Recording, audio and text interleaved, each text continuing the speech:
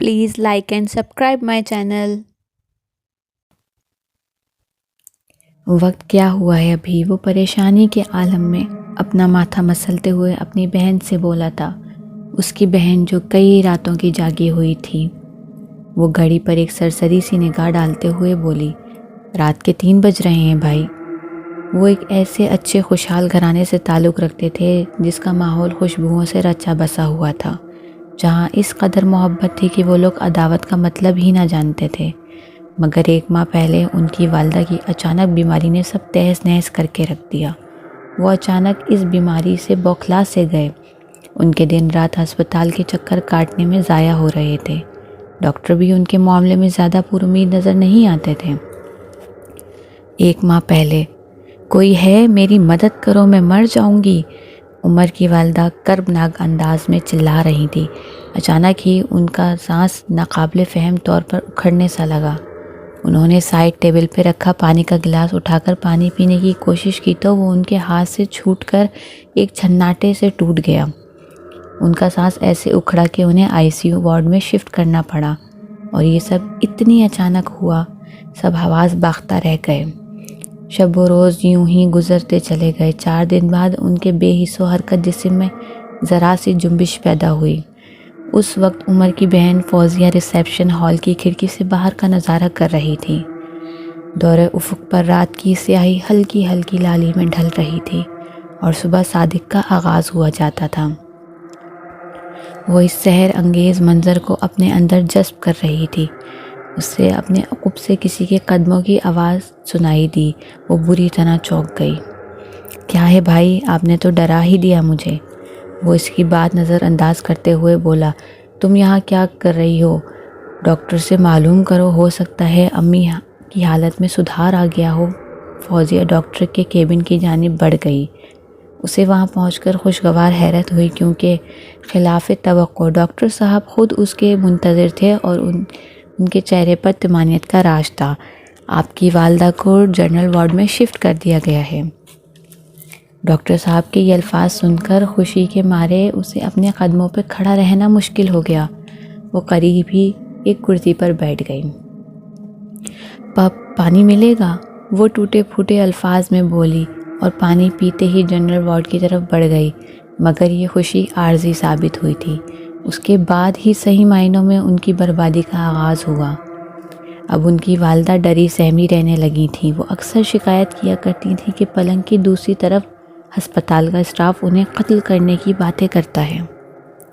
ان کے خیال میں جب کوئی مریض زیادہ عرصے تک یوں ہی پڑا رہتا ہے تو اسے وہم ہو جاتا ہے، اور وہ ایسی بے سروپا باتیں سوچنے لگتا ہے۔ لاکھ کوشش کرنے کے بعد بھی عمر کے والد بھی انہیں مطمئن نہ کر سکے۔ اکثر ہی ایسا ہوتا تھا کہ پلنگ کی دائیں جانب لگا پردہ اپنے آپ سرکنے لگ جاتا، اور وہاں باقاعدہ سائے نظر آیا کرتے تھے۔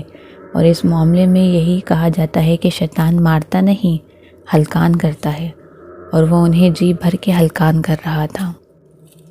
جب ان کے خاوند سورہ رحمان کی تلاوت لگایا کرتے تھے، وہ وقتی طور پر انہیں سکون مل جاتا تھا، لیکن جوں ہی وہ وارڈ خالی ہوتا تھا، آوازوں کا سلسلہ پھر سے جاری ہو جاتا تھا۔ یہ ایک ناقابل فہم سی بات تھی۔ عمر کی والدہ آنکھیں مونڈے اپنے پلنگ پر نیم دراز اس کی منتظر تھیں۔ اچانک ہی انہوں نے سٹپٹا کر اپنی آنکھیں کھول دیں۔ ان کے خاوند ذرا بے چین ہوئے تھے۔ کیا ہوا بیگم، سب خیر تو ہے نا؟ عمر آنے والا ہے، آپ کہیں جائیے گا مت، وہ ان کا سوال نظر انداز کرتے ہوئے بولیں، جس پر ان کے خاوند کا منہ کھلے کا کھلا رہ گیا۔ اور پھر تقریباً 15 منٹ بعد عمر وارڈ میں داخل ہوا۔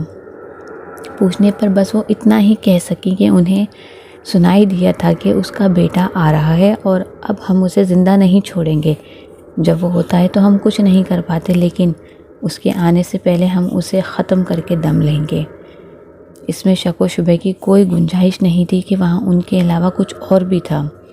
عمر نے یہ سن کر مٹھیاں بھینچ لیں اور پردے کی جانب رخ کر کے گرجتے ہوئے بولا، ابو، آپ امی کے ڈسچارج پیپر تیار کرائیں، ہم ابھی اسی وقت ہسپتال سے جائیں گے۔ جس کے باپ میں ہمت ہے ہمیں روک کر دکھائے۔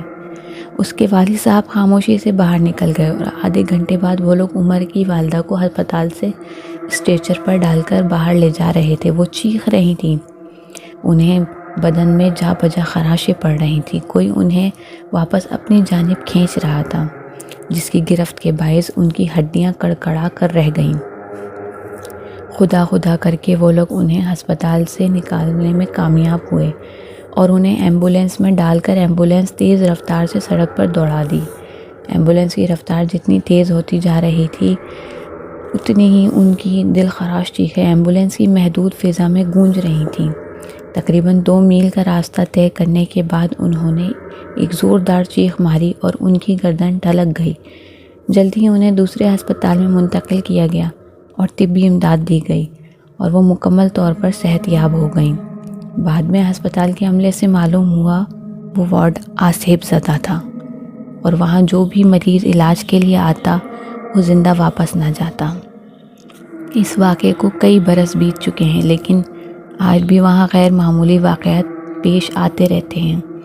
امید ہے آپ کو یہ آپ بیتی ضرور پسند آئی ہوگی۔